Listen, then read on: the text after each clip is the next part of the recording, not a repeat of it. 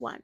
Hey everyone, this is Vicente, And this is Izzy. and welcome back to the IV Podcast. And ladies and gentlemen, we are finally ending our Jurassic Takeover with the Jurassic Park franchise ranking. Now, Izzy, how do you feel about us doing our last Jurassic Takeover episode? Honestly, I'm kind of sad just because, the series means so much to us and also so much in our relationship as well. It does. I'm sad to see it go. We've had a lot of fun discussing the series with you guys, giving you guys facts from the novels, behind the scenes, just everything. And, this is just one of those franchises that you're going to love no matter what. Even if you're just not a fan of the sequels, you're always going to have a soft spot for, the original film. Yep, and also for the sequel, too. All right, Izzy, how do you think people are going to feel about our list? Do you think some will hate it? Do you think some will disagree, or what? I think our list is pretty typical. I think there'll be a few things that people will agree and disagree on, but I don't think it'll be off from the general. Right. I feel like my top two are probably what going to piss people off.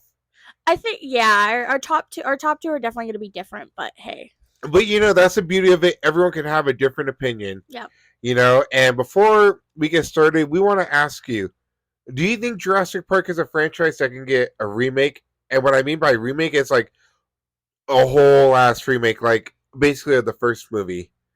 For me, I can't see it right now in this day and age. It's too new, it's too fresh, especially with them kind of doing a requel with Jurassic World. It doesn't work right now. Yeah, you just couldn't do it. There's and that's what we'll talk about Sunday for our Sunday Fun Day episode. Is top 5 franchises that can never be remade, and this is one of them. You can't capture that magic of when you first saw the dinosaur, whether it's a T-Rex, the Brachiosaurus, any one of them from the first movie. You can't capture that magic. And what I will give this franchise is that it changed cinema. It really did. This was like the first ever big blockbuster movie. I mean, sure, yeah, you had Jaws and other great horror movies, but this is the one. This is the one that pushed companies to make these type of movies, these type of blockbusters. It pushed the limits of CGI, and you can't deny that, at least for the original trilogy for Jurassic Park, that those fucking dinosaurs looked real. Yeah, they did, especially for the time and age that the movie came out. They looked very real. And it's all thanks to IGM. I think that's the name of the studios that did all the CGI. Most notably, Steven Spielberg. Steven Spielberg, he knows what he's doing when it comes to CGI, but he also likes to add in his blend of practical effects, and I love it. And so it sucks that we're ending this series. We wanted to end it with the franchise ranking, but it was a lot of fun just covering this whole series with you guys. For those that listen, for those that joined for my TikTok and everything, we appreciate it. So, Izzy, do you think we should start with the ranking? Yep, I think we should. All right. Any last words before we get started? Just thank you guys for all the support and enjoying this series. Yeah, and we're at 403 subscribers, which is awesome. I never thought we would get that far. I know. Jurassic Park ranking. So we're going to go from worst to the best. Well, I wouldn't say worst. I would just say our last pick. Yeah, and we love all these films to a certain extent, but number 6, we talked about it. So number 6 in our Jurassic Park franchise ranking is going to be Fallen Kingdom. Yeah. Now, I'm just going to say it right off the bat. This movie had a lot of potential. You had a cool storyline, with the volcano eruption on Isla Nublar. That could have been a cool story in itself, because this movie starts out pretty good. You get to feel where the characters are in the beginning and stuff like that. I really wish this movie just would have stuck to the island. The first half was good, but you can tell they were kind of rushing it. And then the second half just fucking drags on. Yeah, the second half is what puts this movie at the bottom for me, at least. It just, the first part felt so rushed to get to this part, and it wasn't even enjoyable for at least me. No, and most of these characters suck. The side characters suck. The only good ones were Owen and Claire, and that's about it. Yeah. And then the human antagonist is kind of whack. It reminds me too much of Peter Ludlow, which isn't a bad thing, but you have to make your human antagonist have some originality to it. Yeah. And then, with the whole Henry Wu is a full-blown antagonist, and I'm still thinking he's an antagonist. It's just stupid. This movie's just all over the damn place. And then they introduced the human cloning storyline, which I still fucking hate. Yeah, same. It just... I mean, they did kind of recon it in Dominion, but I still don't like it. Yeah, I know. And, I could enjoy Fallen Kingdom. I could enjoy some aspects of it, just most notably the first half. But then once we get to the estate, it's just so stupid. And I'm sorry, I do not agree with the character of Maisie with releasing those dinosaurs because I will say it, it's not only the deaths you have to worry about, it's the financial crisis, the ecological disaster that it's going to cause. Like, there's a reason why these things are dead and that we don't coexist with them because all hell would break loose. Yeah, it just doesn't work. And it sucks that this movie it was starting out good. Like we always said, the first half was good. It had that horror atmosphere, and I really wish this movie was just about them trying to get the dinosaurs off the island before the volcano erupts. I wish it was just that whole movie and premise, because not only do you have to worry about carnivores trying to kill your group, you also have to time for the volcano before it explodes, because it can go off at any time. So that would have added like an extra element of that horror atmosphere that J.A. Bayona was trying to add. And he did in the beginning with the introduction of the T-Rex with the mercenaries going to Isla Nublar to get the Indominus Rex bone. And it was starting out perfect, and then you fuck it up by going to the estate. And I'm sorry, that second half drags on way too much. The whole bidding thing, I wasn't really a fan of. The Indoraptor is give or take. I like the Indominus Rex way better. Yeah. And I'm sorry, I just do not like the character of Maisie. Yeah. Same thing for me. I feel like if they would have kept this movie to like just the first half of the movie and that was it, and they kept with that timeline and made it longer, it probably would have been in like one of our top movies. It was that good. Let me just say this. Sorry, Izzy. Let me just say this. Fallen Kingdom has the potential to be like The Lost World, but not like the movie. I'm talking about the novel. Yeah. That's perfect. The Lost World novel, for anyone that has read the Jurassic Park and the Lost World novel, you know what I'm talking about. Those books are very, very horror and very, very graphic and fucked up. This movie was the perfect setting. You could have easily done it to where it could have been cool. So yeah. And it sucks that I don't really enjoy this movie as much as the others, but our number 5 isn't really that much better, and only has one redeeming factor. So yeah. So our number 5 pick for our Jurassic Park franchise ranking is Dominion, and let me just say this: I only like it a little bit better than Fallen Kingdom, but that's just because of the legacy characters. Yeah, same thing for me. I think the legacy characters are one of the only like good factors of the movie, other than like a few more things. Other than that, the storyline just isn't it, especially for it to be a finale for this franchise. No, this storyline's so stupid. It's supposedly the last movie of this trilogy, of this franchise, and you're ending it with locusts. Yeah. Locusts. Really? That's the best thing you come up with? This movie had hella potential too. You could have explored what it's going to be like to coexist with these animals. Is it going to be a fight for survival? Is a meteor going to wipe us all out? In a way of just God, or like whatever is out there saying, oh, well, humans are going to keep bringing back these extinct animals. Might as well get rid of the humans as well. You could have done so many different storylines with this movie to where it could have been way better than the Locust storyline. And I'm sorry, I still don't. Maisie just kind of ruins this movie for me. Even Henry Wu, I'm sorry. And then this whole redemption arc, it's just fucking stupid. Jurassic World, sure, a little bit of a villain arc, but whatever. But then come Fallen Kingdom, nah, bro, you're a full ass villain. I don't give a crap what anyone says. And then in Dominion, I'm expecting Henry Wu to get his novel death, but it never happens. He's all of a sudden he's redeemable, which I think is stupid. Yeah, the whole bad guy with Wu, it just doesn't work. He should have stayed evil. Yeah, or he could have taken up Lewis Dotson's characteristics from the books. I mean, I get we needed Lewis Dotson to come back, but honestly, I'd rather just had Henry Wu fill in that role, so that way it's still Henry Wu, but also the characteristics of Lewis Dotson. Granted, Henry Wu was supposed to die in the first movie, just like in the first book, but they kept the character alive for certain reasons. I don't know why. Yeah. So you could have just added in both elements of both characters to where it would have been a little bit more believable. He could have been the CEO of Biosyn. It seems like he was power hungry, so now all of a sudden he wants to be redeemed as stupid.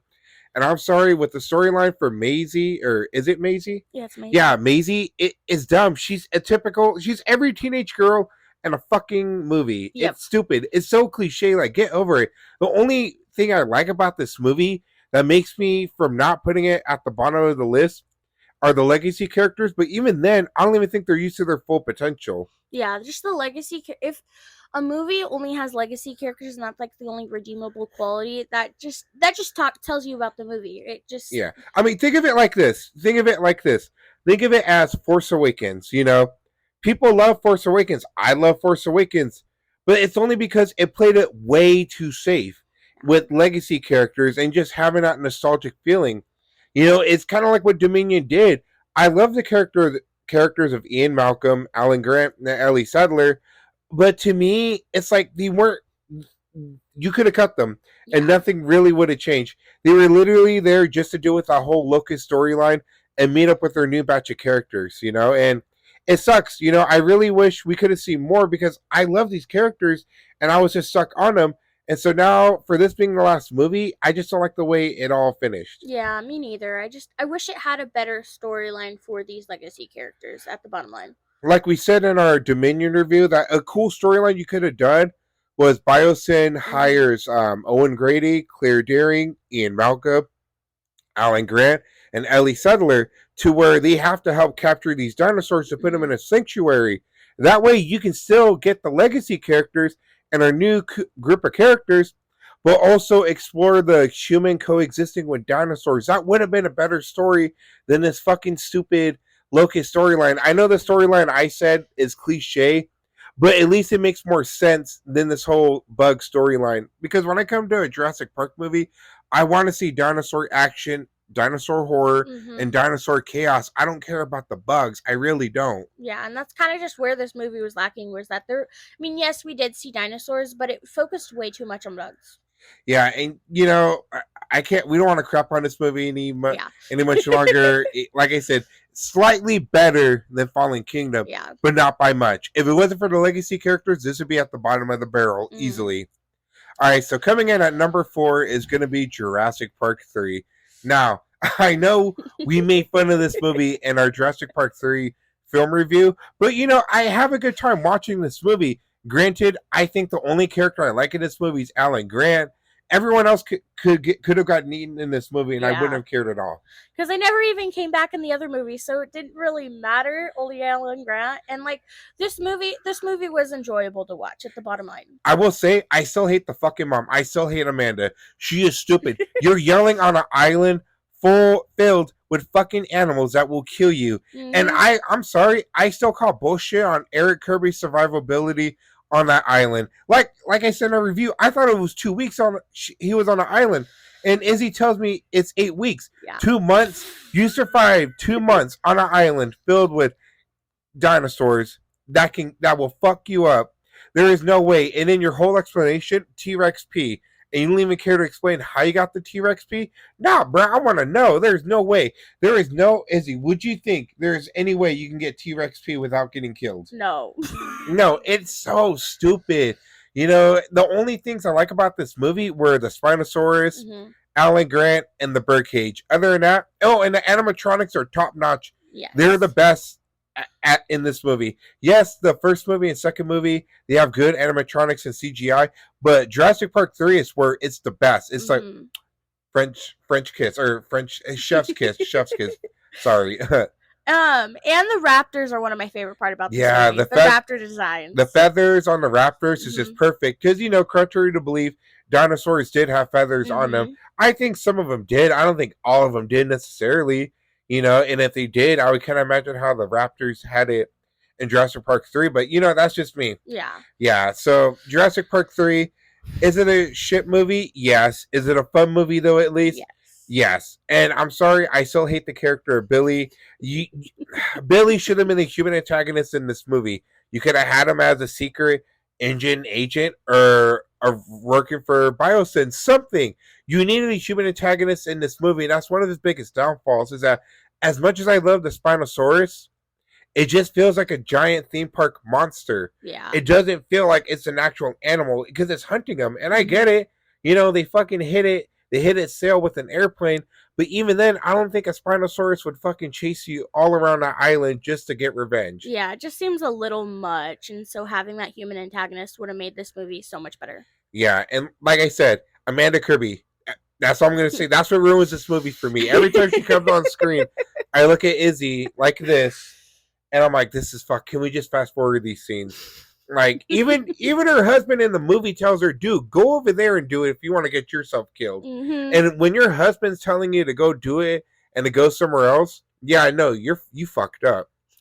All right, so coming in at number 3 is going to be Jurassic World. Mm-hmm. Now, even though we did say this movie kind of does play it safe like a lot of requels, it's still a very enjoyable movie. I do think Jurassic World was a step in the right direction. We finally got to see a fully operational theme park, Mm-hmm. and then chaos happens. It was very cool, and I still say that the best casting for this Jurassic World trilogy was Bryce Dallas Howard as Claire. Yeah. And same thing with Chris Pratt as Owen. This movie, I think, for coming back after years of no Jurassic Park to Jurassic World, was a great step in the right direction for them. So Yeah, no, it was perfect. There's not much you can do with this franchise, but the fact that we finally got to see what Jurassic Park would have been like is just awesome. They honor the legacy of John Hammond. They even honor the legacy of Alan Grant, Ian Malcolm, and Ellie Sattler. They honor the original Jurassic Park. I mean, yeah, Jurassic World plays it way too safe when it comes, like a lot of requels do. mm-hmm. But at least it was a step in the right direction. And the Indominus Rex was a very cool hybrid creature, you know? Yeah. And I think one of my favorite things about this movie is you have to remember that this park was running for 10 years before this movie was technically filmed. Oh, yeah. So if you're a huge fan of this series and you actually keep up with the lore, this park was open during the events of Jurassic Park 3. Mm-hmm. So it's cool to see that this theme park was around for like 10 years until this movie got released, Yeah.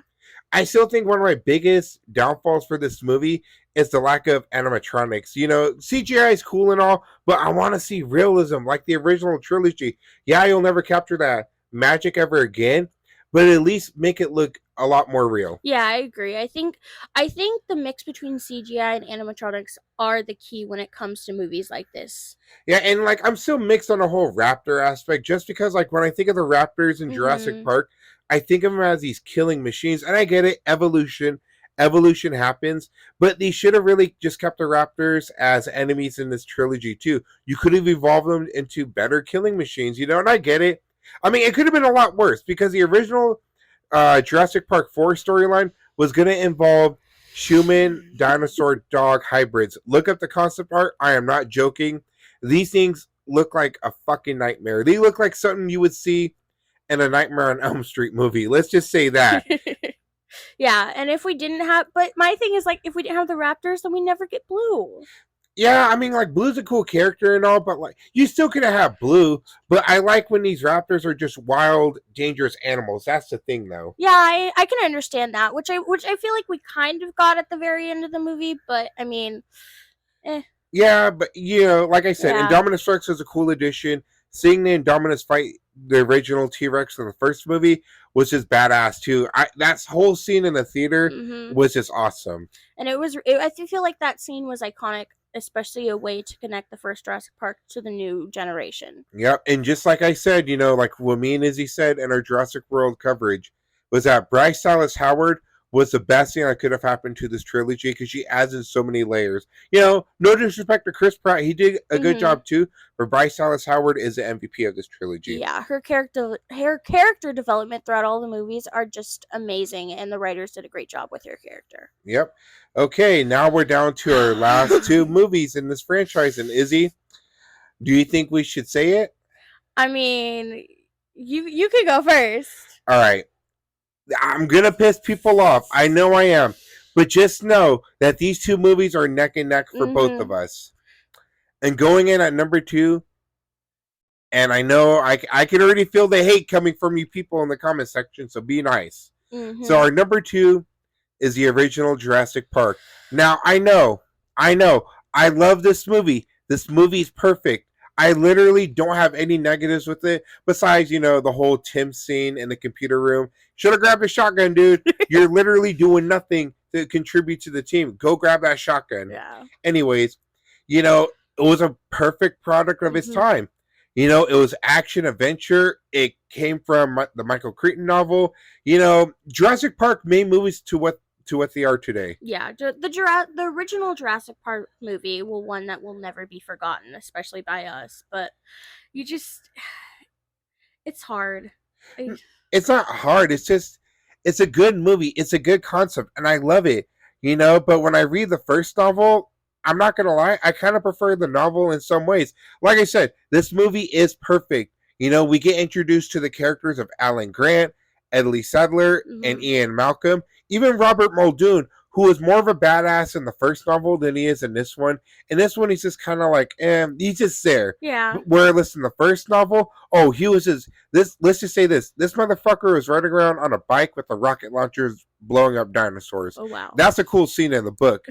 Yeah, and what I do like about this movie too is that it does take scenes from the first novel too. Like the death of Dennis Nedry. Granted, his death in the movie is way more tame than it is in the book. Mhm. Robert Muldoon dies in the movie and he lives in the book.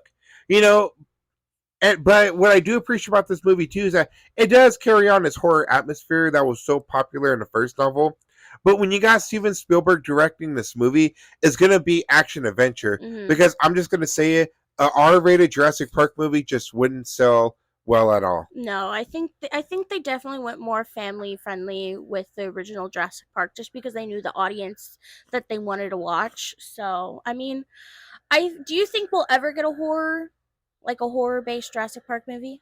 I think we will. No, we have because Well, there's horror. well, Yeah, yeah. there's horror atmosphere in all these movies. But as far as like a straight up adaptation Yeah. of the first book, no, there's no way because it's going to be rated R. Yeah. People say, "Oh, well, kids will still see dinosaurs." Yeah, but how are they going to feel when they see a fucking T-Rex chomp a dude in half and his guts are flying all over the place? It's not going to work. Read the first two books and then tell me that kids wouldn't be scared of this movie. They would. Even when I read the books here and there, I still get a little queasy and uneasy. But yeah, that first movie was legit. Mhm. Jurassic Park to me will always go down in the top 5 movie history. It's up there. I think it's even preserved in the National Museum for Movies. Yeah. I think it is too. So, Yeah, but like I said, Jurassic Park, the original, is our number 2. mhm. And now for number 1, The Lost World. Now let me just say this. There are a lot of people that don't like The Lost World. I don't know why. To me, The Lost World is the perfect follow-up to Jurassic Park. Think of it this way. In Jurassic Park, it was a family-friendly action adventure. It was this thrill ride. It was one big roller coaster, and that's cool. But to me, The Lost World took it up a big notch.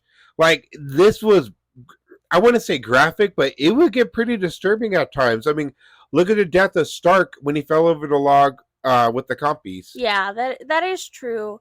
And I do think this movie was a great in between of the book and the movie where it still had that horror aspect, but still also you could take your families to bring this movie. Oh yeah, I think one of the scariest scenes in this movie is the long grass scene. Mhm. That movie, that's horror movie 101 right there. Yeah. You see the raptor stalking the engine mercenaries and the long grass scene. Another cool scary scene is when the T-Rex puts his head in a tent and it tries to sniff Sarah and Kelly. Okay, let me just say this. The biggest thing I have with this fucking movie is Sarah Harding. I'm sorry for her being a fucking animal expert. She sure is stupid. Because you're starting a fire where animals are going to see or smell it. Mhm. You're yelling in the forest, which is a big no-no. And last but not least, you have the baby T-Rex blood on your jacket. Yeah. Why the fuck are you carrying it with you? That is so stupid. That boggles my mind. Yeah. Even the character of Roland asks her, "Hey, are you injured?" And she's like, "No, it's blood from the baby T-Rex." Why didn't you tell her throw it away? You're gonna attract the parents. Yeah, that's where I kind of feel like where it was Roland's fault not to point that out, but that's Yeah, but even then, you would expect Sarah Harding to be smart. yeah. But I will say, this movie evolves the character of Ian Malcolm perfectly. Because in the first Jurassic Park movie, he's kind of like this suave, handsome, charming dude. Mhm. He's cool. Kind of like Tony Stark in the first Iron Man movie. Think of it like that. But then in this one, he still has that charm to him, but he's much more serious because of the events he went through. Mhm. And fun fact for people that haven't watched our Jurassic Park and Lost World film review, we said that technically Ian Malcolm died in the first book. It was the first book was supposed to be one and done, just like the movie. But then, money talks. Yeah. And so Michael Crichton, or no, I think Spielberg asked Michael Crichton to retcon Ian Malcolm's death. And so The Lost World opens with Ian Malcolm giving a lecture to his students at a college saying that his death was a premature call. In the first movie, he just got fucked up, just like in the book. So, yeah. So, Michael Crichton kind of had to retcon it, and I'm glad he did. Because I'm going to say it, Ian Malcolm is still the best character in this whole franchise. Yeah, and I think Ian Malcolm's character development that happened in Lost World definitely set him up for his success in the rest of the franchise. Yeah, and as much as the San Diego incident doesn't really make sense sometimes, with the whole how did the boat crew die when the boat crashes to the harbor. But yeah, I still love this movie, and I do prefer it over the first Jurassic Park because this movie starts off like, holy shit, with the opening of did they just kill a kid? Which fun fact is the opening scene to the first novel where that British family's on the beach and their little girl gets attacked by the compies, and she does survive. But still, it's the fact that you think, holy shit, they just murdered a kid. Like, there's no way. But then, John Hammond reveals that, yeah, I know the little girl survived, but Inge's now using that incident to take away his rights and to take away all these dinosaurs. But yeah, like I said, The Lost World was just a perfect follow-up to the first movie. Yeah, 100%. All right, and that's going to do it for our Jurassic Park franchise ranking. Now, like we said, we're sad that this franchise is done, that we're going to stop covering it. Who knows? Maybe they'll bring back this franchise in another 10 years and we'll still cover it. Yeah, but it was a lot of fun. I had it. And then starting next week, we're going to cover the Spider-Man franchise, all 10 films, including the Tobey Maguire movies, the Andrew Garfield movies, the Tom Holland movies, and the Spider-Verse movie, which will lead into the Spider-Verse 2 movie review. But yeah, as always, thank you guys for listening. We appreciate all the love and support. And as always, take care of each other, but take care of yourselves, and we'll catch you in the next episode. Peace out, everyone. Bye, guys.